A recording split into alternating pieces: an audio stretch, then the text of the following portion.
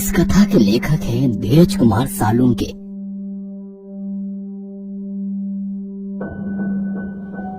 रात के 2 बज रहे थे। एक 30-35 साल की औरत सुनसान रास्ते पर ऑटो का इंतजार कर रही थी। तभी उसी रास्ते पर एक ऑटो आ गया। जैसे ही उस औरत ने हवा में हाथ लहराया, वैसे ही ऑटो ड्राइवर ने ऑटो उसके पास जाकर रोक दी। कहाँ जाना है मैडम? ऑटो ड्राइवर ने उस औरत से पूछा। अवंती नगर। औरत ने उत्तर दिया। ऑटो ड्राइवर ने अपना मोबाइल निकाला और गूगल मैप पर अवंती नगर की तलाश की, क्योंकि वो शहर में नया ही आया था और वो पहले कभी अवंती नगर की ओर नहीं गया था। अवंती नगर वहाँ से 7 किलोमीटर की दूरी पर था। भाड़ा 300 रुपए होगा मैडम, ऑटो ड्राइवर ने औरत से पूछा। क्या 300 रुपए? भैया 300 बहुत ज्यादा है, 200 में छोड़ दो। उस औरत ने ऑटो ड्राइवर से कहा। ऑटो ड्राइवर ने उस औरत को सिर से पैर तक देखा और कुछ देर सोचकर वो बोला, बैठिए, छोड़ देता हूँ। वो औरत ऑटो में बैठ गई और ऑटो अवंती नगर की तरफ निकल पड़ा। ऑटो ने 4-5 किलोमीटर की दूरी तय की थी। जब से वो औरत ऑटो में बैठी थी, तब से ऑटो ड्राइवर उसे आईने में घूरे जा रहा था और गाना गा रहा था। सलाम इश्क मेरी जान, जरा कबूल कर लो, तुम हमसे इश्क करने की जरा सी भूल कर लो। ऑटो ड्राइवर के इस बर्ताव से वो औरत डर गई। उसने तुरंत किसी को फोन किया और धीरे से बोलने लगी। वैसे ही रिक्शा वाले ने गाना बंद कर दिया और उसकी बातें सुनने की कोशिश करने लगा। हेलो शालिनी, तू आ रही है ना मेरे घर? तुझे पता है ना कि मेरे पति विशाल अमेरिका चले गए हैं और मैं घर पर अकेली हूँ। वो औरत बोली। नहीं यार, मैं नहीं आ सकती, मैंने तुम्हें दोपहर में ही बताया था ना। फोन की दूसरी तरफ से दूसरी औरत बोली। ठीक है, मत आना। ऐसा कहकर उस औरत ने गुस्से में फोन रख दिया। ऑटो ड्राइवर ने उस औरत की बात सुन ली थी। उसने सुन लिया था कि वो औरत आज रात अपने घर पर अकेली है और उसके सहेली ने भी उसके घर आने के लिए मना कर दिया है। ऑटो ड्राइवर अभी भी शीशे से उस औरत को घूर रहा था। इस वजह से वो औरत बहुत ज्यादा डर गई थी। तभी उस औरत ने एक बंगले के सामने ऑटो ड्राइवर को रोकने के लिए कहा। ऑटो ड्राइवर ने देखा कि उस घर पर सिल्वर लीफ लिखा हुआ था। वैसे वो घर नहीं, एक बड़ा सा आलीशान बंगला लग रहा था। जैसे ही ऑटो रुक गया, वो औरत ऑटो से उतर गई और ऑटो ड्राइवर को पैसे देने के लिए उसने अपना हाथ आगे बढ़ाया।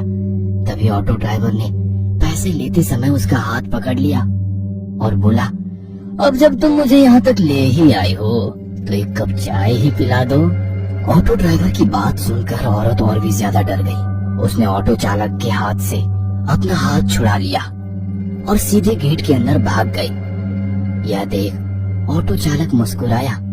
तभी उसकी नजर पीछे की सीट पर गई। औरत ऑटो में अपना मोबाइल भूल गई थी। इससे पहले कि औरत अपना मोबाइल लेने वापस आती, ऑटो ड्राइवर ने ऑटो स्टार्ट कर दी और वह वहाँ से 9-2-11 हो गया। कुछ दूर जाकर उसने ऑटो रोका और उस मोबाइल को देखा। वो कुछ 20-25 हजार का महंगा मोबाइल था। यह देखकर वो बहुत खुश हुआ, लेकिन उसने देखा कि मोबाइल बंद था। लेकिन अब कुछ समय पहले ही तो वो औरत मोबाइल पे किसी से बात कर रही थी, तभी तो मोबाइल चालू था। फिर इतनी जल्दी ये बंद कैसे हो गया? वो मन ही मन बोला। लेकिन फिर उसने सोचा कि शायद मोबाइल की बैटरी डेड हो चुकी होगी, इसलिए बंद पड़ा होगा। तभी अचानक उसके सिर में एक डरावनी योजना आ गई। मोबाइल फोन देने के बहाने उस औरत के घर जाने की। उसके दरवाजा खोलते ही उसकी गर्दन पर छुरा रखकर उसकी इज्जत लूटने की और फिर घर में से सारे पैसे लूट के 9-2-11 होने की योजना बनाई। लेकिन इसके लिए उसे एक और साथी की जरूरत थी, इसलिए उसने अपने एक दूसरे ऑटो ड्राइवर दोस्त को फोन किया और उसे अपनी योजना के बारे में बताया। जब उसके दोस्त ने सुना कि एक सुंदर औरत घर पर अकेली है, तब उसका दोस्त वहाँ आने के लिए राजी हो गया। उसने अपने दोस्त को उस औरत के घर का पता बताया और उसे तुरंत वहाँ आने के लिए कहा और खुद उस औरत के बंगले के बाहर जाकर रुक गया। 10-15 मिनट बीत गए थे। पर फिर भी उसका दोस्त अभी तक नहीं आया था। उसने उसे बहुत फोन किए, लेकिन वो उसका फोन नहीं उठा रहा था। ऑटो ड्राइवर को ज्यादा देर तक रहा नहीं जा रहा था। उसे उस औरत का चेहरा बार बार उसकी आंखों के सामने दिखाई दे रहा था। उसके वो हवा में उड़ने वाले बाल उसकी आंखों के सामने आ रहे थे। उसके परफ्यूम की महक अभी भी उसकी नाक में बस गई थी। तो उसने अपने दोस्त को मैसेज किया, मैं अंदर जा रहा हूँ, तुम्हारे लिए दरवाजा खुला रखूंगा, जल्दी आ जाना। जैसे ही उसने मैसेज किया, वैसे उसने सीट के नीचे छुपाया हुआ चाकू निकाला और एक हाथ में चाकू और दूसरे हाथ में मोबाइल लेकर वो गेट खोलकर अंदर चला गया। उसने डोरबेल बजाई, लेकिन अंदर से कोई भी जवाब नहीं आया। उसने 3-4 बार डोरबेल बजाई, लेकिन फिर भी अंदर से कोई जवाब नहीं आया। उसने सोचा कि शायद वो औरत अब सो गई होगी। उसे लगा कि उसकी योजना विफल हो गई और गुस्से में आकर उसने दरवाजे पर अपना हाथ मारा। तभी घर का दरवाजा खुल गया। उसने उस औरत का मोबाइल अपनी जेब में रखा और दाहिने हाथ में चाकू लेकर घर में घुस गया। उसने घर का दरवाजा बंद कर दिया और इधर उधर देखने लगा। वो एक बड़ा सा हॉल था। उस फ्लोर पर कोई बेडरूम उसे दिखाई नहीं दी, इसलिए वो सीढ़ियां चढ़कर दूसरे फ्लोर पर गया। वहां उसने देखा कि एक बेडरूम का दरवाजा खुला हुआ है और उस कमरे में रोशनी चालू थी।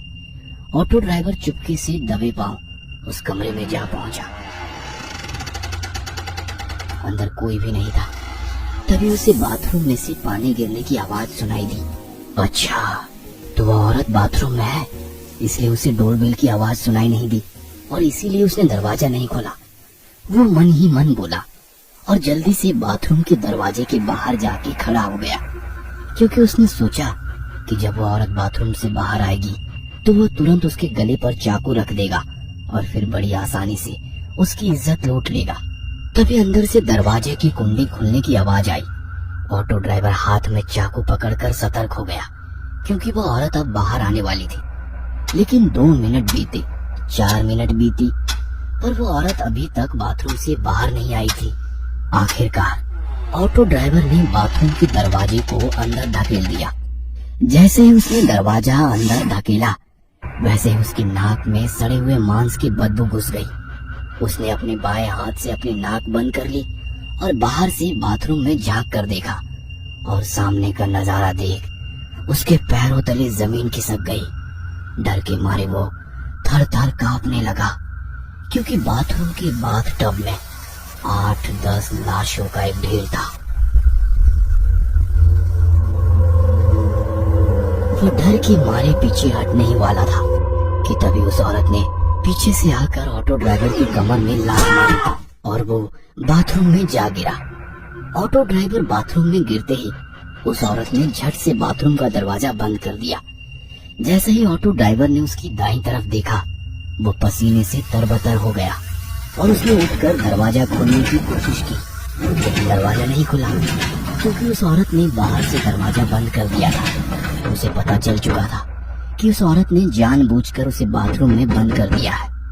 ऑटो ड्राइवर दरवाजा पीट पीट कर जोर जोर से चिल्लाने लगा, मैडम दरवाजा खोलो, मैडम मैं आपके पैर पकड़ता हूँ, मुझे यहाँ से बाहर निकालो, मुझसे गलती हो गई मैडम, मुझे माफ कर दो मैडम। वो भीख मांग रहा था, लेकिन बाथरूम के बाहर से कोई जवाब नहीं आया। बाथरूम के बाहर सन्नाटा फैल गया। आखिरकार दरवाजा पीट पीट कर उसके हाथ दुखने लगे और उसने दरवाजा पीटना बंद कर दिया।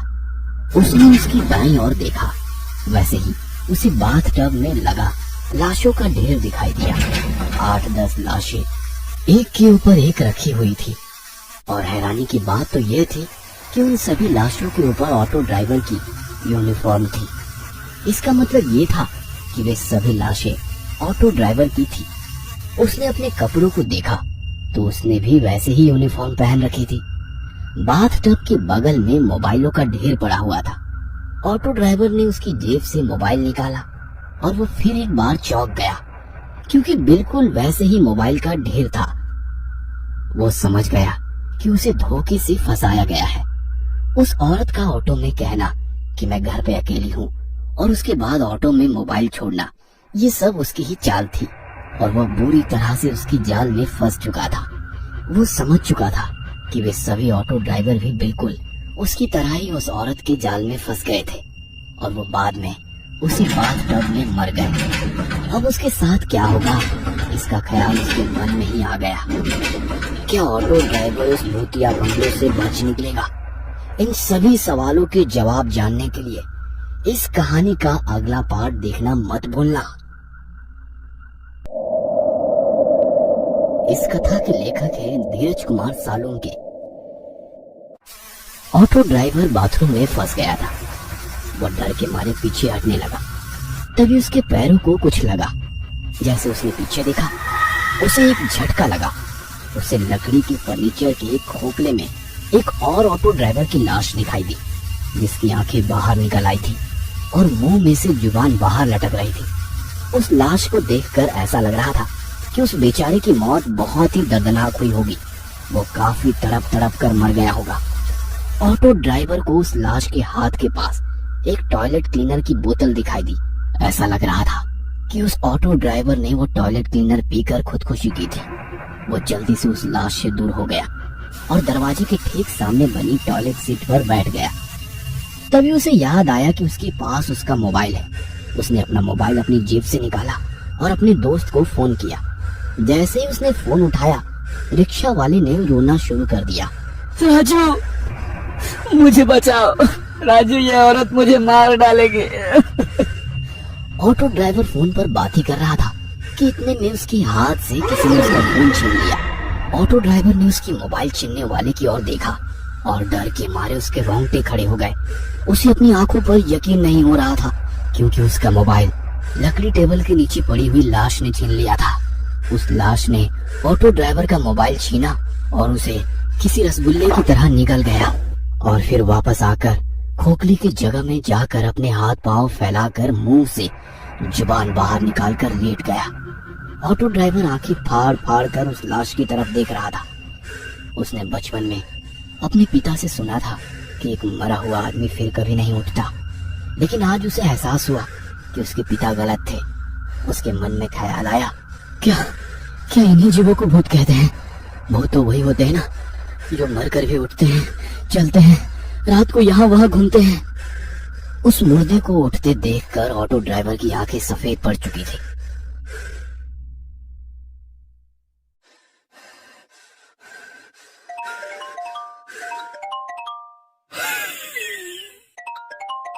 तभी अचानक से उसकी मोबाइल की रिंगटोन बजनी शुरू हो गई। उसका मोबाइल उस मुर्दे के पेट में बज रहा था। ये पक्का राजू का ही फोन होगा। ऑटो ड्राइवर मन ही मन बोल पड़ा। उसे समझ नहीं आ रहा था कि अब करे तो क्या करे। वो बड़ी ही मुश्किल में पड़ चुका था, क्योंकि वो अब ना तो राजू को कॉल कर सकता था, ना राजू का कॉल रिसीव कर सकता था। उसका मोबाइल 2-3 बार बजा, लेकिन कोई फायदा नहीं हुआ, क्योंकि फोन उठाना अब उसके लिए असंभव था। वो मोबाइल ही उसका बच निकलने का एकमात्र रास्ता था। और जब उसे महसूस हुआ कि अब वो रास्ता बंद हो गया है, तो वो फूट फूट कर रोने लगा। मैडम, मुझे यहाँ से बाहर निकालो, मैडम, मुझे यहाँ से बाहर निकालो। वो चीख चीख कर रोने लगा। तभी बाथरूम के बाहर से वो औरत बोली, अरे तुम अंदर कैसे फंस गए? आपको अंदर किसने बंद किया? ऑटो ड्राइवर ये सुनकर खुश हो गया कि औरत ने उसे बाथरूम में बंद नहीं किया था। मैडम, जल्दी से बाहर से दरवाजा खोलो, किसी ने दरवाजा बाहर से बंद कर दिया है। उसने बाथरूम के बाहर खड़ी औरत से कहा। हाँ खोलती हूँ, आप बस दरवाजे के आगे ही खड़े हो जाइए। ऐसा कहकर वो औरत वहाँ से चली गई। कुछ ही देर में लोहे का कांटों वाला फावड़ा लेकर आ गई। ऑटो ड्राइवर दरवाजे के आगे ही खड़ा हुआ था। क्या आप दरवाजे पर नहीं हैं? उसने रिक्शा वाले से पूछा। ऑटो ड्राइवर अंदर से दरवाजे के सामने खड़ा था। हाँ मैडम, मैं दरवाजे के सामने खड़ा हूँ, आप बस जल्दी से दरवाजा खोलिए। ऑटो ड्राइवर बाथरूम से चिल्लाया। वो औरत हाथ में नुकीला फावड़ा लेकर बाथरूम के दरवाजे की तरफ भागी। इधर बाथरूम के अंदर ऑटो ड्राइवर ने सोचा, मैडम अभी दरवाजा खोलेंगी, कहीं मैं दरवाजे के बीच में ना आ जाऊं। इसलिए वो दरवाजे के किनारे पर चला गया और जैसे ही दरवाजे से बाजू हटा उसी वक्त वो लोहे का नुकीला फावड़ा दरवाजे के आर पार हो गया। यह देखकर ऑटो ड्राइवर के होश ही उड़ गए। अगर वो उस दरवाजे के सामने एक और पल भी खड़ा होता तो वह लोहे का नुकीला फावड़ा उसके पेट से बाहर गुजर जाता और वो उसी पल मर गया होता। वो औरत जान गई थी कि उसका हमला जाया हो गया है, इसलिए उसने वो फावड़ा दरवाजे में से खींचकर बाहर निकाला। अरे क्या हुआ? आप दरवाजे के सामने खड़े रहिए ना, मैं अभी दरवाजा खोल देती हूँ। वो औरत बहुत ही प्यार से बोली, लेकिन ऑटो ड्राइवर ने अपने मुंह से एक शब्द भी नहीं निकाला। अरे अरे डरो मत, मैं तो सिर्फ दरवाजा खोलने की कोशिश कर रही थी। एक बार फिर मीठी आवाज में बड़े प्यार से बोली। अंदर ऑटो ड्राइवर का हाथ डर के मारे कांप रहे थे। उसे पता था कि अगर वो दोबारा दरवाजे के सामने गया तो वह औरत नुकीला फावड़ा उसके पेट में घुसेड़ देगी। लेकिन फिर भी वो देखना चाहता था कि अगर वो इस बार दरवाजे के सामने गया तो क्या होगा। हाँ, मैं खड़ा हूँ दरवाजे के सामने, ऑटो ड्राइवर दरवाजे के बाजू में खड़े होकर बोला। वो औरत जोर से चिल्लाई और उसने फिर एक बार बड़ी ताकत से लोहे का फावड़ा दरवाजे में घुसेड़ दिया और बाहर निकाला। यह देखकर ऑटो ड्राइवर घबरा गया।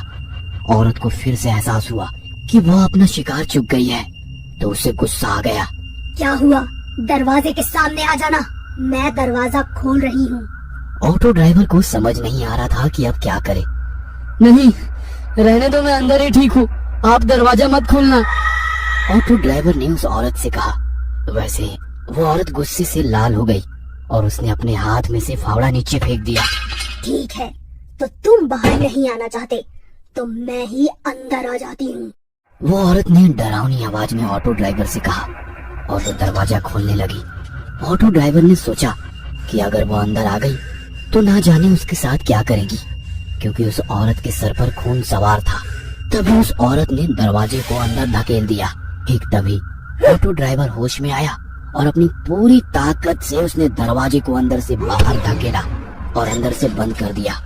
वो औरत गुस्से से लाल हुई और दरवाजे पर लात मारने लगी। खोलो दरवाजा, खोलो दरवाजा, खोलो।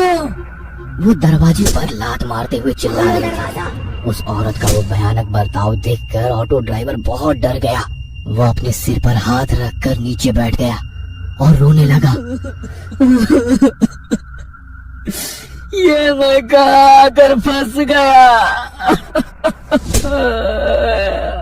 वो सर पकड़कर रोने लगा। तभी उसे अपने गांव के पागल बाबिया की बात याद आने लगी। एक औरत के चक्कर में बाबिया ने अपनी खेती बाड़ी और घर बेचकर वो भिखारी बन गया था और बाद में वो पागल हो गया था। तब से वह हर आदमी को पकड़कर सिर्फ एक ही वाक्य कहता था, भाई चानात खूब हटा है। मतलब औरत की लत बहुत खराब है। लेकिन तभी ऑटो ड्राइवर उसे हर वक्त कहता कि वह मर्द ही क्या जिसे औरत की लत ना हो। ऐसी जिंदगी से तो मौत अच्छी। और आज वह एक औरत की वजह से ही मौत के सामने खड़ा हुआ था। बाबिया सही कहता था, भाई चानात खूब वही तस्सो। उसने खुद से ही कहा।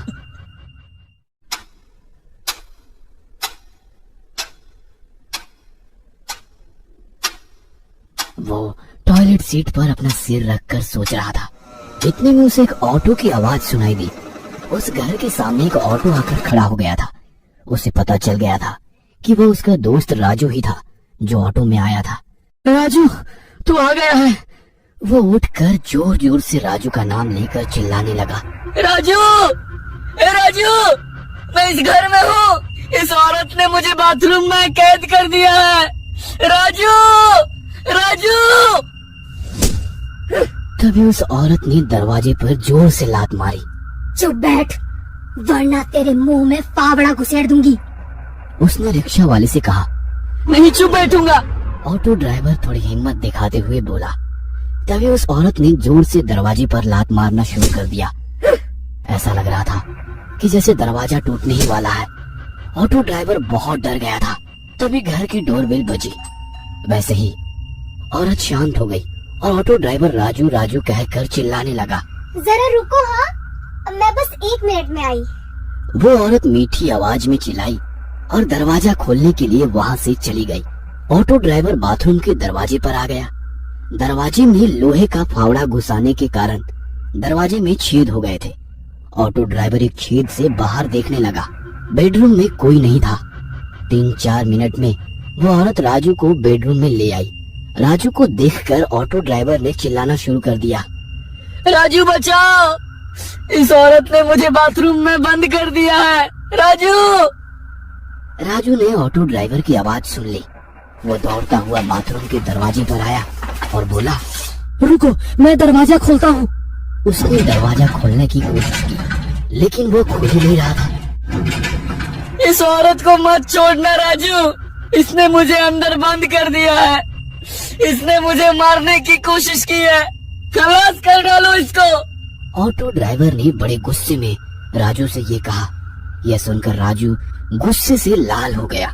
उसने अपनी जेब से चाकू निकाला और जोर से चिल्लाया। उसके सिर से खून निकलने लगा। फिर भी राजू उठने की कोशिश करने लगा। उस औरत ने पास में एक टेबल से एक शीशे का फलदान लिया और उसे फिर से राजू के सिर में जोर से पटक दिया और बोली, उप्स, तुम्हें तो लग गई। और एक डायन की तरह हंसने लगी। राजू फर्श पर खून से लथपथ था। वह दर्द से तड़प रहा था। उसके सर में टूटे हुए कांच के टुकड़े घुस गए थे। उसके सर में से सफेद फर्श पर खून बहने लगा था। यह देखकर ऑटो ड्राइवर का दिल दहल गया था। वह जोर जोर से रोने लगा और राजू का नाम लेने लगा। राजू! मेरे दोस्त! राजू ही उसके बच निकलने का आखिरी रास्ता था और वो रास्ता अब बंद हो चुका था। वो औरत राजू के बगल में बैठ गई और उसने राजू का सिर अपनी गोद में रख लिया और उसके सिर पर हाथ फेरते हुए वो लोरी गाने लगी। सो जा मेरे राजकुमार, तुम हो मेरा सारा संसार। जब से तुम मुझे मिले, मेरा जीवन हुआ खुशहाल। जीवन में मेरे रंग भरे तूने ही लाखों हजार। सो जा मेरे राजकुमार, सो जा मेरे राजकुमार। वो लोरी गा रही थी। इतने में अचानक राजू ने अपने पास पड़े चाकू को उठाकर उस औरत के सिर में घोंप दिया। वो औरत चिल्लाई और फर्श पर गिर गई। क्या वो औरत मर गई? क्या घायल राजू जिंदा बच पाएगा? और क्या ऑटो ड्राइवर उस भूतिया बंगलो से बच निकलेगा? इन सभी सवालों के जवाब जानने के लिए इस कहानी का अगला पार्ट देखना मत भूलना। इस कथा के लेखक हैं धीरज कुमार सालुंके। राजू को जिंदा देखकर ऑटो ड्राइवर बहुत खुश हुआ। उसकी आंखों में खुशी के आंसू आ गए। राजू, मेरे भाई, तू जिंदा है। जल्दी से यहाँ आ जा और मुझे यहाँ से बाहर निकाल। उसने राजू से कहा। राजू ने अपने हाथों के कोहनी को फर्श पर टिका दिया और कोहनी के बल वो बाथरूम के दरवाजे पर आ गया। उसने दरवाजा खोलने के लिए अपना हाथ उठाया, तभी रिक्शा चालक जोर से चिल्लाया, राजू पीछे देख! और जैसे ही उसने पीछे मुड़कर देखा, उस औरत ने उसके मुंह पर लोहे का फावड़ा दे मारा और राजू का सिर उल्टा हो गया। यह देख ऑटो ड्राइवर का मुंह खुला का खुला रह गया। वो औरत फिर से जिंदा हो गई थी और उसने लोहे के फावड़े से एक ही बार में राजू को मार दिया था। लेकिन ये कैसे हो सकता है? ये औरत तो मर चुकी थी। राजू ने इसके सिर में चाकू घोंप दिया था। वो चाकू अभी भी उसके सिर में है। ऑटो ड्राइवर सोचने लगा। उस औरत ने उसके हाथ में से फावड़ा फर्श पर फेंक दिया और उसने अपने सिर में घुसा हुआ चाकू बाहर खींच लिया। फिर उसने उस चाकू पर लगे खून को अपनी लंबी और काली जीभ से चाटा। उस औरत की साड़ी राजू के खून से लथपथ हो गई थी। उसके लंबे काले बाल बिखरे हुए थे। उसकी आंखों के नीचे काले घेरे आ गए थे। थोड़ी देर पहले उसके चेहरे पर जो चमक और चेहरे की नाजुकता दिख रही थी, अब वो गायब हो गई थी। उसके हरकत से उसके इंसान होने के कोई संकेत नहीं दिखाई दे रहे थे, क्योंकि एक इंसान कभी भी इतना निर्दयी नहीं हो सकता और कोई भी इंसान सर में चाकू घोंपने के बाद जिंदा नहीं होता।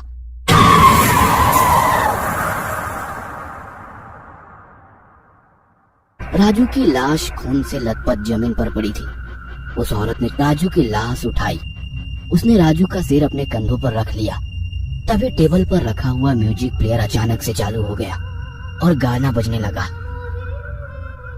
और उसके बाद वो औरत राजू की लाश के साथ नाचने लगी। वो औरत राजू के लाश के साथ नाच रही थी।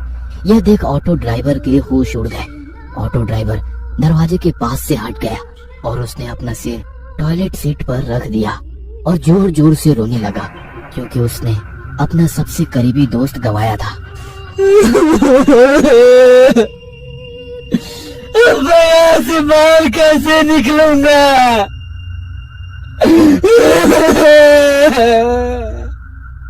वो रोते रोते खुद से ही बोल पड़ा।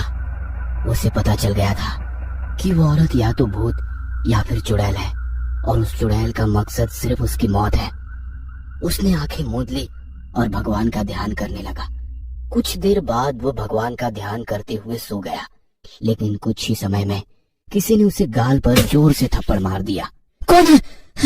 कौन है? ऑटो ड्राइवर नींद से जागते हुए बोला।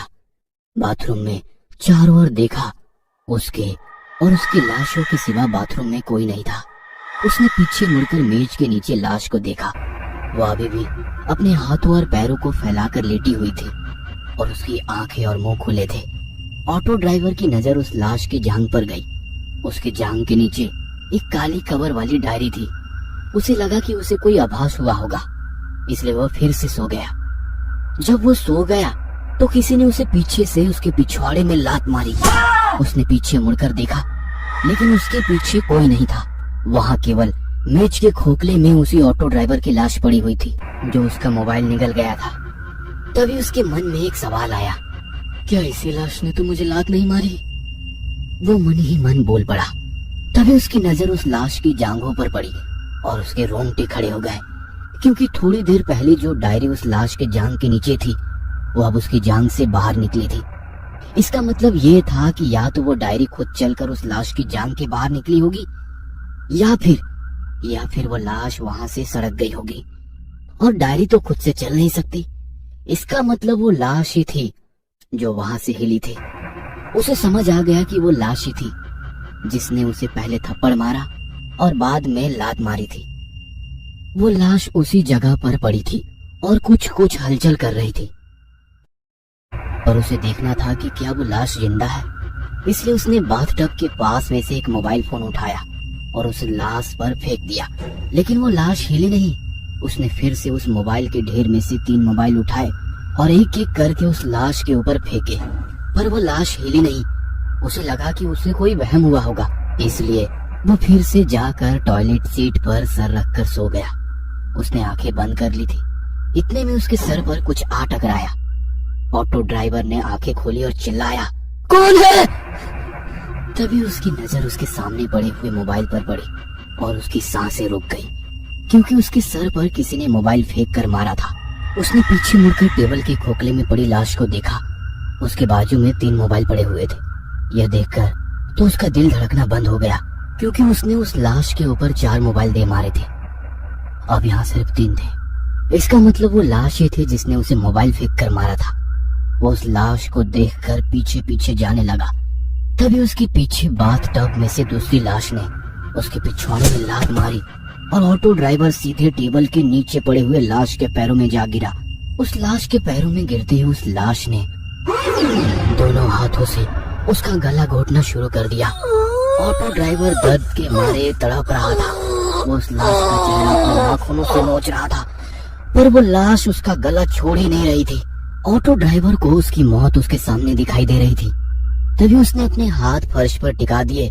उसका नसीब अच्छा था कि उसे अपना चाकू फर्श पर मिला और उसने चाकू को उठाकर सीधा उस लाश के आंखों में घुसेड़ दिया और वैसे ही लाश सुन पड़ गई। उसने ऑटो ड्राइवर का गला छोड़ दिया और बेजान होकर नीचे पड़ गई।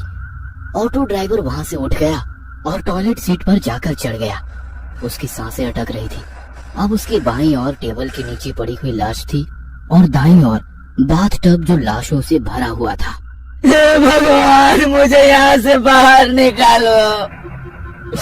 मैं फिर कभी शराब नहीं पीऊंगा, गालियां नहीं दूंगा, हमेशा आपकी पूजा करूंगा, किसी भी औरत की तरफ नहीं देखूंगा।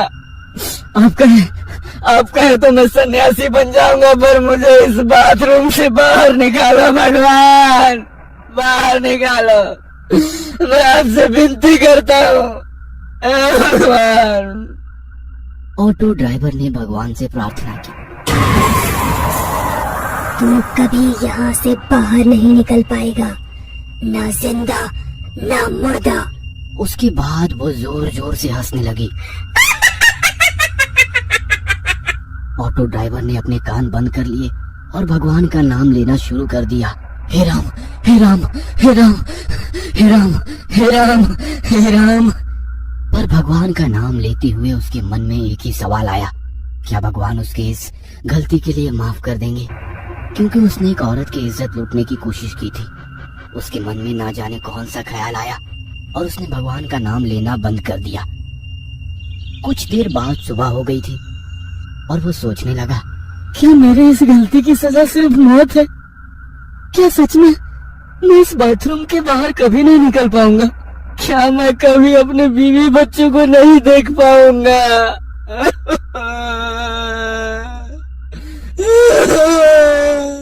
और वो रो पड़ा। उसे अपनी बीवी बच्चों की याद सता रही थी। नहीं, मैं इतनी जल्दी हार नहीं मानूंगा। मैं लड़ूंगा, मैं जरूर लड़ूंगा। वो खुद से बोल पड़ा और वो अपनी जगह पर खड़ा हुआ। बचाओ! कोई मुझे बचाओ! मैं इस बंगले के बाथरूम में फंसा हुआ हूँ। बचाओ! वो गला फाड़ कर चिल्लाने लगा। चिल्ला चिल्लाकर उसका गला दर्द करने लगा। तभी वो फिर से रो पड़ा। कोई मुझे बचाओ! वो रोते हुए बोला, पर कोई भी उसकी बातें सुन नहीं पा रहा था। आखिरकार वो चुप बैठ गया। तभी उसकी नजर टेबल के नीचे पड़े हुए उस लाश के पास पड़ी हुई डायरी पर पड़ी। उसने उस लाश के पास से डायरी उठाकर खोली। उसने डायरी में नाम पढ़ा, महेश सातारकर। वो शायद उसी की डायरी थी जिसमें वो हर दिन बिताए हुए अपने दिन के बारे में लिखा करता था। ऑटो ड्राइवर ने सोचा कि उसने जरूर इस डायरी में लिखा होगा कि वह बाथरूम में कैसे फंस गया था। कुछ पन्ने पलटने के बाद वह एक पेज पर रुक गया। उस पेज की शुरुआत में ऑटो ड्राइवर ने लिखा था, मुझे पता है किसी न किसी दिन मेरी डायरी कोई ऑटो ड्राइवर द्वारा पढ़ी जाएगी। मेरा नाम महेश सातारकर है और मैं कोई ऑटो ड्राइवर नहीं हूँ, मैं एक पत्रकार हूँ। ये पढ़कर ऑटो ड्राइवर चौंक गया। अगर वो ऑटो ड्राइवर नहीं बल्कि पत्रकार था तो उसने ऑटो ड्राइवर की यूनिफॉर्म क्यों पहन रखी थी? ऑटो ड्राइवर के मन में सवाल आया। उसने सोचा, इसके पीछे कोई ना कोई बड़ा कारण होगा, इसीलिए इस पत्रकार ने ऑटो ड्राइवर की यूनिफॉर्म पहन रखी होगी और इसी कारण वो चुड़ैल के जाल में फंस गया होगा। पर वो फंसा कैसे? उसके मन में और एक सवाल आया। तो इन प्रश्नों के उत्तर जानने के लिए ऑटो ड्राइवर ने वो डायरी पढ़ने का फैसला किया और उसने डायरी पढ़ना शुरू कर दिया। पिछले 3 महीनों से हर शनिवार को इस शहर में से एक ऑटो ड्राइवर गायब हो रहा है। रात में ऑटो चलाने वाले ऑटो ड्राइवरों में से हर शनिवार को एक गायब हो रहा था। इसलिए ऑटो ड्राइवर के परिवार वाले शहर के पुलिस थाने में गुमशुदगी की रिपोर्ट दर्ज करा रहे थे, लेकिन उन लापता ऑटो ड्राइवर का कुछ भी पता नहीं चल रहा था। लेकिन इन सभी घटनाओं में कॉमन बात अवंती नगर थी। ऑटो ड्राइवर लापता होने के अगले दिन ही उसका ऑटो अवंती नगर के सिल्वर लिप बंगले के बाहर पाया जाता था। सिल्वर लिप बंगला 4 महीने से बंद पड़ा था, इसलिए पुलिस को उस बंगले पर शक हो गया। पुलिस को शक था कि उन सभी ऑटो ड्राइवरों का किसी साइको ने अपहरण कर लिया है, क्योंकि सभी ऑटो ड्राइवर शनिवार की रात से लापता हुए थे और उनके खाली ऑटो सिल्वर लिप बंगले के बाहर पाए गए थे। इस वजह से पुलिस ने सिल्वर लिप बंगले की तलाशी ली, लेकिन उन्हें बंगले में कुछ भी संदिग्ध नहीं मिला, इसलिए पुलिस ने उस बंगले को अनदेखा कर दिया। मैं एक पत्रकार था, इसलिए मैंने फैसला किया कि मैं ऑटो ड्राइवरों के लापता होने का कारण जानकर ही रहूंगा और मैंने जांच शुरू की। तब मुझे पता चला कि जो ऑटो ड्राइवर लापता हो गए थे वे रात में गुलाबगंज इलाके में ऑटो चलाते थे। इसलिए मैंने शनिवार की रात को गुलाबगंज इलाके में ऑटो चलाने का फैसला किया। उस शनिवार की रात को 2 बजे मैं गुलाबगंज इलाके में ऑटो चला रहा था जब मैंने सुनसान रोड के किनारे पर एक औरत को देखा। मैंने ऑटो उसके करीब जाके खड़ा कर लिया। मैंने उस औरत के चेहरे की तरफ देखा। उसका चेहरा मुझे कुछ जाना पहचाना सा लग रहा था, जैसे कि मैंने उसे पहले कहीं देखा हो। लेकिन मुझे याद आ रहा था कि मैंने उसे कहाँ देखा था। भैया अवंती नगर छोड़ दोगे? उस औरत ने मुझसे पूछा। अवंती नगर के शब्द सुनते ही मेरी आंखें चमक उठी। हाँ बिल्कुल, बैठ जाइए, मैंने उस औरत से कहा। जैसे ही औरत रिक्शा में बैठ गई, मैं ऑटो को अवंती नगर की तरफ ले जाने लगा। ऑटो में बैठकर मैं याद करने की कोशिश कर रहा था कि मैंने उस औरत को कहाँ देखा है, लेकिन मुझे कुछ याद नहीं था। कुछ ही समय में अवंती नगर आया।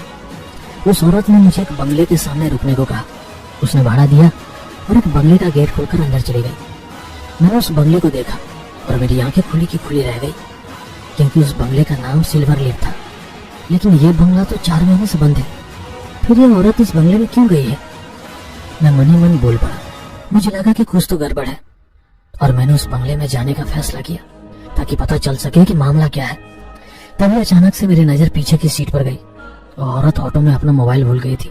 बस मुझे उस बंगले में घुसने का कारण मिल गया। मैंने मोबाइल लिया और गेट खोलकर बंगले के आंगन में आ गया। मैंने दरवाजे की घंटी बजाई, लेकिन कोई भी दरवाजा नहीं खोल रहा था। इसलिए मैंने दरवाजे को थोड़ा सा धक्का दिया और यह क्या, अचानक दरवाजा खुल गया। औरत शायद गलती से दरवाजा बंद करना भूल गई थी।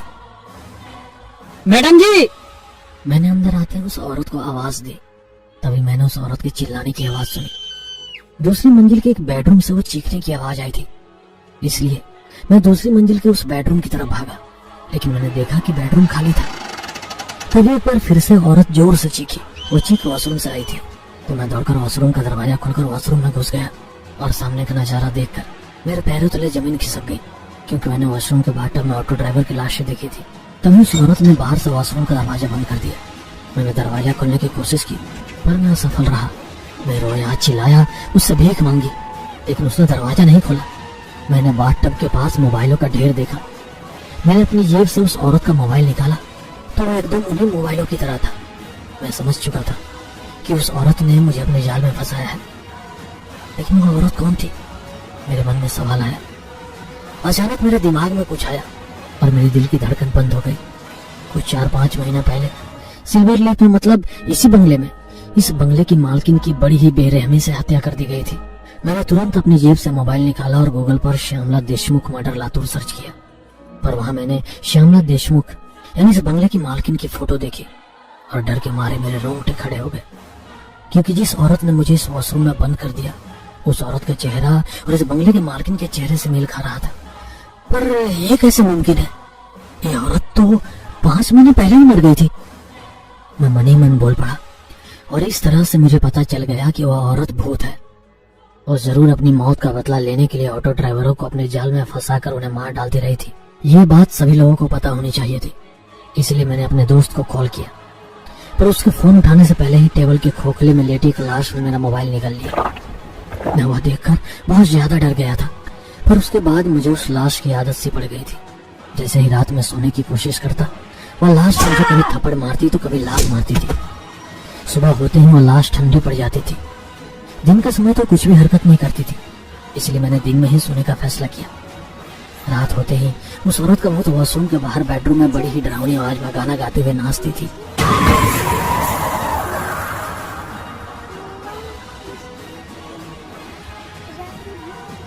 उसकी आवाज सुनकर मेरे कान दर्द करते थे। हर वक्त मेरी नजर वॉशरूम में पड़ी लाशों पर जाती थी। उसमें से आधे ऑटो ड्राइवर तो उस वॉशरूम में बिना खाने पीने के तड़प के मर गए थे। मैं हमेशा सोचता था कि वो औरत इन सभी की मौत कैसे देख पाती होगी। उस औरत की हत्या बेहद ही बेदर्दी से हुई थी। शायद इसीलिए मरने के बाद वो इतनी क्रूर बन गई थी। कहानी के अगले एपिसोड में हम देखेंगे कि आखिर वह औरत भूत सिर्फ ऑटो ड्राइवर्स को ही क्यों मार देती थी, और अगले एपिसोड में हम ये भी देखेंगे कि उस औरत का खून किस वजह से और किस तरीके से किया गया।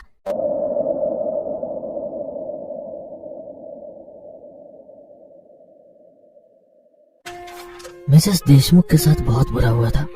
असल में हुआ ये था, उस शनिवार की रात मिसेस देशमुख देर से एक पार्टी से घर लौट रही थी, पर रास्ते में उनकी स्कूटी बंद पड़ गई। इसलिए उन्होंने वहां से ऑटो लिया और घर आ गई। लेकिन घर आने के 10-15 मिनट के बाद उनके घर की घंटी बजी उन्होंने दरवाजे की पीप होल से देखा तो उन्हें दरवाजे पर वही ऑटो ड्राइवर दिखा जिसकी ऑटो में वो घर आई थी।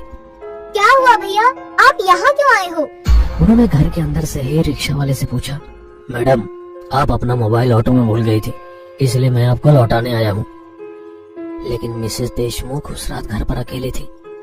उनके पति काम के सिलसिले में विदेश गए हुए थे। सास का पहले ही निधन हो चुका था और कुछ देर पहले वो ऑटो ड्राइवर शीशे में उन्हें गंदी नजर से देख रहा था, इसीलिए उन्हें इतनी रात गए एक ऑटो ड्राइवर के लिए दरवाजा खोलना ठीक नहीं लगा। भैया आप मोबाइल दरवाजे के बाहर छोड़ दो, मैं कल सुबह बाहर आकर ले लूंगी। ओके मैडम, ठीक है, ऑटो ड्राइवर बोला। उसने मोबाइल दरवाजे के बाहर रख दिया और ऑटो लेकर वहाँ से चला गया। ऑटो की चले जाने की आवाज सुनकर मिसेस देशमुख ने दरवाजा खोला और वो ऑटो ड्राइवर के जाल में फंस गई। जैसे ही उन्होंने दरवाजा खोला, रिक्शा चालक का एक दोस्त जो वहीं छुपा हुआ था, उसने मिसेस देशमुख की गर्दन पर चाकू रख दिया और बोला, बिल्कुल चुप रहना, अगर आवाज की तो गला काट दूंगा। मिसेस देशमुख डर के मारे चुप बैठ गई और उसने फोन करके ऑटो ड्राइवर को वापस बुला लिया। ऑटो ड्राइवर जानता था कि मिसेस देशमुख मोबाइल लेने के लिए दरवाजा नहीं खोलेंगी। वो जानता था कि जब वो मोबाइल रखकर उनके घर से चला जाएगा तभी मिसेस देशमुख घर के बाहर मोबाइल लेने के लिए आएंगी। इसलिए उसने अपने प्लान में अपने दोस्त को शामिल कर लिया था। उसने दरवाजे की बेल बजाने से पहले ही अपने दोस्त को दरवाजे के बाजू में चाकू लेकर खड़ा करवाया था और सब उसके प्लान के मुताबिक हुआ और मिसेस देशमुख उसके जाल में फंस गई। ऑटो ड्राइवर और उसके दोस्त ने मिलकर मिसेस देशमुख से जबरदस्ती की। उसके बाद उन्होंने घर का सारा सोना और पैसे लूट लिए और वहां से जाते समय उन्होंने मिसेस देशमुख के हाथ पैर रस्सी से बांध दिए, उनके मुंह को कपड़े से बांध दिया और उन्हें वॉशरूम के बाथटब में मरने के लिए फेंक दिया। वहां से भागते समय ऑटो ड्राइवर के दोस्त ने बाहर से घर को ताला लगाया ताकि जब कोई उनके घर आए तो उन्हें ऐसा लगे कि मिसेस देशमुख घर पर नहीं है और वो कहीं बाहर चली गई है। सुबह जब उनकी नौकरानी घर का काम करने के लिए बंगले पर आई तो उसने देखा कि घर के दरवाजे पर ताला लगा हुआ है। उसने मिसेस देशमुख को कॉल किया लेकिन उनका फोन बंद था, इसीलिए वो वहां से चली गई। लगातार 6 दिनों तक काम वाली बाई बंगले के चक्कर काटती रही और उसे घर का दरवाजा बंद ही दिखाई दिया। 7वें दिन जब मिसेस देशमुख के पति मनोज राव देशमुख विदेश से आए और उन्होंने अपने पास की चाबी से घर का ताला खोला, जब वो फ्रेश होने के लिए वॉशरूम गए तो उन्होंने उनकी पत्नी का शव बाथटब में पाया। मिसेस देशमुख की 6 दिनों तक भूख और प्यास से मौत हो गई थी। 7 दिनों के भीतर पुलिस ने 2 रिक्शा चालकों को पकड़ लिया। तब पूछताछ में उन्होंने पुलिस को बताया कि उस शनिवार की रात क्या हुआ था। मैं समझ गया कि मिस श्यामला देशमुख के रू ऑटो चालकों को मारकर अपनी मौत का बदला ले रही थी, क्योंकि शायद उन्हें लग रहा है कि जो उनके साथ हुआ वो किसी और महिला के साथ ना हो, इसलिए वह समाज से ऐसे लोगों को मार रही थी जो औरत की तरफ बुरी नजर से देखते हैं और उनके साथ उल्टी सीधी हरकत करने की कोशिश करते हैं। मैं चिल्ला चिल्लाकर मिसेस श्यामला देशमुख की आत्मा को समझाने की कोशिश कर रहा था कि मैं कोई ऑटो ड्राइवर नहीं बल्कि मैं एक पत्रकार हूँ और मैं किसी बुरी नीयत के साथ यहाँ नहीं आया था। लेकिन उस आत्मा को मेरी किसी भी बात से कोई फर्क ही नहीं पड़ रहा था। यहाँ से बाहर नहीं निकल पाएगा, ना जिंदा ना मुर्दा। मुझे इस बाथरूम में बंद हुए 4 दिन बीत चुके हैं। भूख प्यास से मेरा शरीर कमजोर हो चुका है। अब तो जैसे मेरे जीने की इच्छा ही खत्म हो रही है। इस डायरी में अपना दर्द बांटकर थोड़ा अच्छा महसूस होता है। बस एक उम्मीद के साथ जी रहा हूँ कि वह दरवाजा खुल जाए और मैं वहां से भाग जाऊं। मुझे मेरी बेबी बच्चों की बहुत याद आती है। मैंने लाख कोशिश की पर वह मजबूत दरवाजा नहीं खुला। प्यास से मेरा गला पूरी तरह सूख चुका है। मैं रो रहा हूँ लेकिन मेरे आंसू तक खत्म हो चुके हैं। नल से लगातार काला पानी बह रहा है जिससे गंदी बदबू आ रही है। मैं मन ही मन सोच रहा हूँ आखिर मेरी क्या गलती है, क्यों मैं इस मौत के भंवर में फंस गया हूँ। तभी मेरे मन में ख्याल आया मिसेस श्यामला देशमुख भी ऐसे ही मौत के जाल में फंस गई थी। उनकी भी क्या गलती थी। आज 5 दिन हो चुके हैं। अब मैं भूख प्यास बर्दाश्त नहीं कर पा रहा हूँ। मेरा दिल और दिमाग नकारात्मकता से भर चुका है। आज मैंने टॉयलेट क्लीनर पीकर आत्महत्या करने का फैसला कर लिया है। अगर कोई ये डायरी पढ़ रहा है तो मेरे उसे एक ही सलाह है, यहाँ से बचने का बस एक ही रास्ता है और वह है मौत। मुझे शायद पहले ही यह फैसला कर लेना चाहिए था। वो औरत एक बुरी आत्मा बन चुकी है और वो आपको इस बाथरूम से बाहर किसी भी हालत में जाने नहीं देगी, यदि आप निर्दोष हो तब भी नहीं।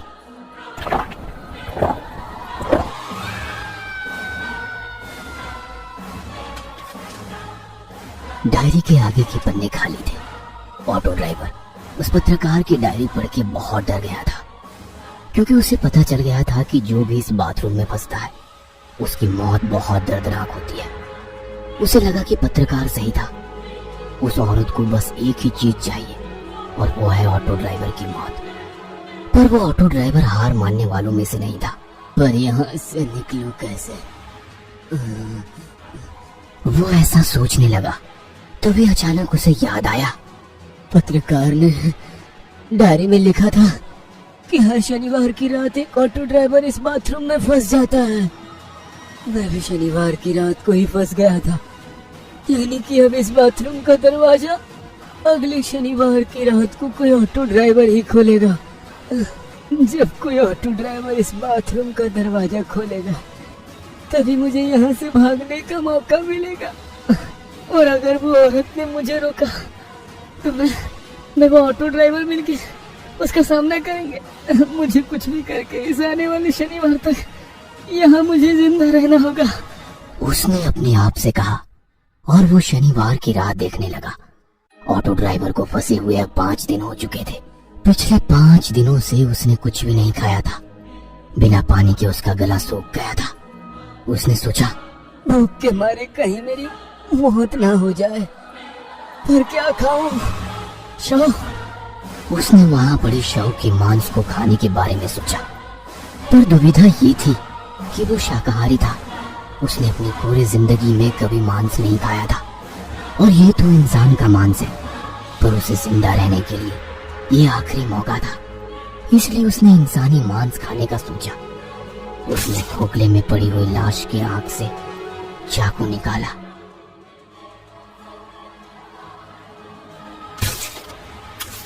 और बाथटब में पड़े शव का मांस निकाला। उसने अपनी जेब से लाइटर निकाला और उस मांस को चाकू में लगाकर उस मांस को भूनकर खाने लगा। उसे 2-3 बार उल्टियां आई, पर उसे जिंदा रहने के लिए वो मांस खाना पड़ा।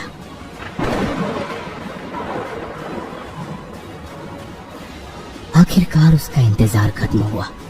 शनिवार की रात आई। ऑटो ड्राइवर इंसानी मांस खाकर शनिवार तक जिंदा रहा। उसने घड़ी में देखा तो रात के 2 बजे थे। वो औरत पक्का नई शिकार के लिए निकल गई होगी। उसने अंदाजा लगाया, क्योंकि वो भी रात के 2 बजे के आसपास उससे मिला था। वो औरत गुलाबगंज रोड पर ऑटो की राह देख रही थी। तभी वहाँ एक ऑटो आई। ऑटो ड्राइवर ने पूछा, कहाँ जाना है मैडम? अवंती नगर। उस औरत ने कहा। अवंती नगर सुनते ही ऑटो ड्राइवर थोड़ा डर गया, क्योंकि उसे पता था कि गायब हुए ऑटो ड्राइवर्स की ऑटो रिक्शा दूसरे दिन अवंती नगर के कोई सिल्वर लीफ बंगले के बाहर मिलते थे। उसने मन ही मन कुछ सोचा और कहा, नहीं मैडम, अवंती नगर मैं नहीं आऊंगा। उसने औरत से कहा, अरे मुझे पता है भैया कि आप क्यों मना कर रहे हो, पर क्या आपको मैं कोई अपराधी लग रही हूँ? मेरी स्कूटी बंद पड़ी है, रात के 2 बजे हैं और मुझे घर जाना है, काफी देर हो गई है और आज घर पे मैं अकेली हूँ। आप अगर घर नहीं छोड़ेंगे तो मैं घर कैसे जाऊंगी? वो औरत ऑटो ड्राइवर से बोली। ये सुनकर ऑटो ड्राइवर को उस औरत पर दया आ गई। इंसानियत के नाते उसने कहा, ठीक है मैडम, बैठिए। वो औरत ऑटो में बैठ गई और ऑटो अवंती नगर की ओर चल पड़ा। यहाँ बाथरूम में बैठकर ऑटो ड्राइवर उस औरत और दूसरे ड्राइवर की राह देख रहा था। तभी उसे बंगले के बाहर किसी ऑटो रुकने की आवाज आई और थोड़ी देर बाद उसे ऑटो जाने की आवाज आई। उसे पता था उस औरत ने ऑटो में मोबाइल छोड़ा होगा और ऑटो ड्राइवर उसे देने वापस यहाँ आएगा। थोड़ी देर बाद वही हुआ। उसे बंगले के बाहर ऑटो रुकने की आवाज आई। वो ऑटो ड्राइवर ईमानदार था, इसलिए वो मोबाइल देने वापस आया था। उसने बंगले की ओर देखा। उस पे लिखा था देशमुख विला। उसे लगा कि उसे सिल्वर लीफ बंगले से खतरा है, ना कि देशमुख विला से। इसलिए उसने बंगले के अंदर जाने का निर्णय लिया। उसने 2-3 बार डोरबेल बजाई पर अंदर से कोई आवाज नहीं आई। उसे लगा शायद वो औरत सो रही होगी। तभी किसी के चिल्लाने की आवाज आई। बचाओ, कोई तो बचाओ मुझे, मैं इस बाथरूम में फंस गया हूँ, बचाओ। बाथरूम से ऑटो ड्राइवर चिल्लाने लगा। बंगले के अंदर से आने वाली आवाज सुनकर नया ऑटो ड्राइवर सावधान हो गया और उसने दरवाजे पे हाथ मारा तो दरवाजा खुला था। उसे लगा कुछ तो गड़बड़ है, इसलिए वो अंदर की ओर चला गया। तभी उसे बाथरूम में फंसे ऑटो ड्राइवर की आवाज आने लगी। बचाओ, बचाओ, मैं ऊपर वाले कमरे के बाथरूम में फंस गया हूँ, बचाओ, बचाओ। नया ऑटो ड्राइवर दौड़ते हुए उस बाथरूम की ओर गया। जल्दी दरवाजा खोलो, मुझे यहाँ से बाहर निकालो, उस औरत ने मुझे इस बाथरूम में बंद कर दिया है, जल्दी खोलो। हाँ, 1 मिनट। ऐसा कहकर नए ऑटो ड्राइवर ने दरवाजा खोला और दरवाजा खोलते ही उस औरत ने नए ऑटो ड्राइवर को पीछे से लात मारी और वो नया ऑटो ड्राइवर भी बाथरूम में गिर गया। और वो तभी उस औरत ने बाहर से दरवाजा बंद कर दिया। नया ऑटो ड्राइवर बाथरूम में लाशों के ढेर को देख जोर जोर से चिल्लाने लगा। अब वो जान चुका था कि शहर के गायब हुए ऑटो ड्राइवर जाते कहाँ है। दूसरी ओर पुराना ऑटो ड्राइवर अपना सर पकड़ के बैठा था, क्योंकि उसका यहाँ से बाहर निकलने का प्लान फेल हो चुका था। नया ऑटो ड्राइवर दरवाजे पे लात मारने लगा। दरवाजा खोलो, वरना मैं तुम्हें छोड़ूंगा नहीं, तुम्हें जान से मार दूंगा। तभी अचानक पुराने ऑटो ड्राइवर ने कहा, दोस्त, तुम्हारा मोबाइल कहाँ है? जल्दी से निकालो और पुलिस को फोन लगाओ, जल्दी निकालो। तभी नए ऑटो ड्राइवर ने अपनी जेबें तराशते हुए कहा, अरे अरे, मैं अपना मोबाइल फोन ऑटो में भूल गया।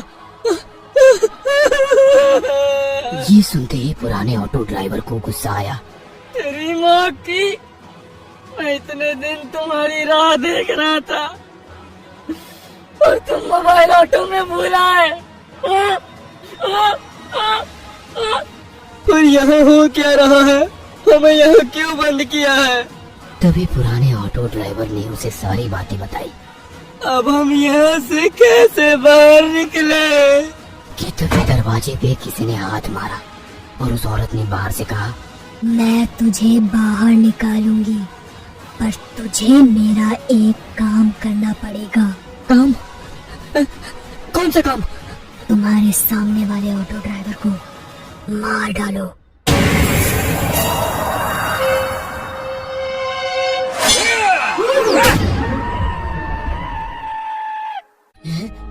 न तो मुझे मार सकता है, न वो औरत, मैं अमर हूँ। हाँ। मैं तुम्हें नहीं मारने वाला था,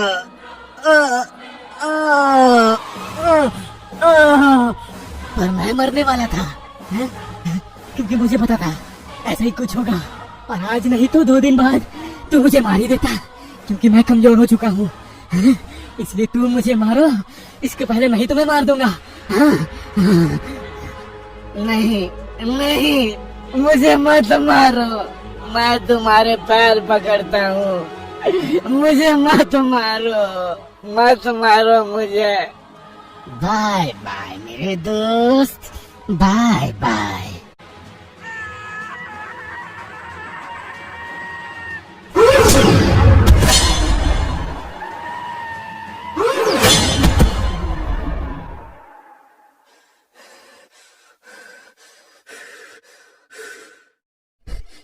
मैडम मैडम मैडम, मैंने उसे मार दिया, मैडम।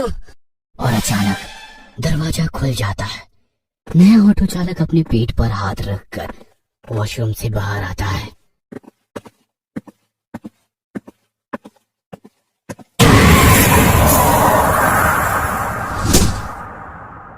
तुझे क्या लगा मैं तुझे छोड़ दूंगी? जो भी इस घर में आता है वो यहाँ से कभी बाहर नहीं जाता, न जिंदा न मुर्दा।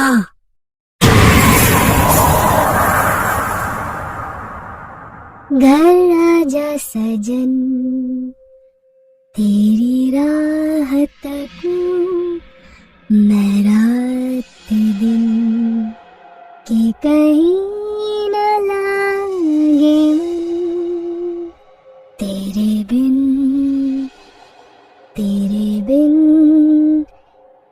घर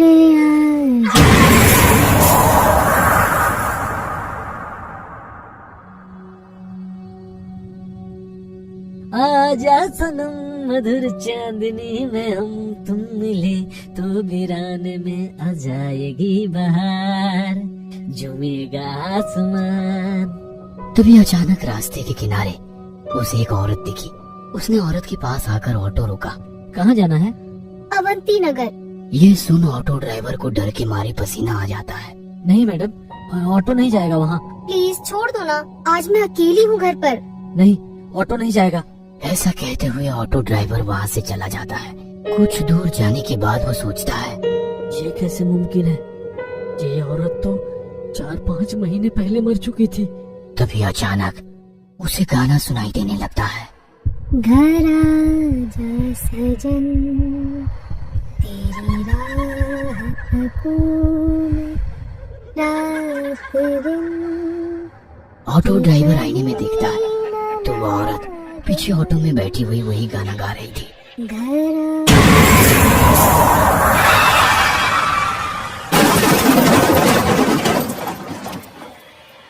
घर नहीं आओगे तो ऐसा ही होगा। And welcome home.